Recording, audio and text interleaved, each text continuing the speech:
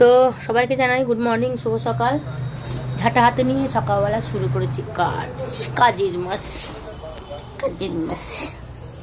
আমি হচ্ছি কাজের মাসি। কাজ ছাড়া কি আছে? সকালবেলা ডিউটি পেরোনো যে খুন্তি নাড়ো আর নাইট পড়লে এসে ঘর ছাড়তে। আমার এই ছাড়া আর কোনো কাজ নেই।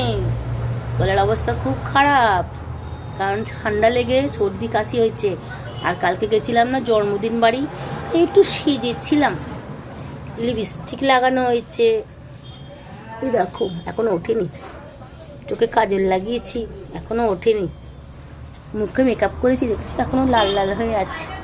কি করব, নেমন্তন্ন তো পাই না, যদিও একটা পেয়েছি তাই ঠুসে আটা ময়দা মেখেছি।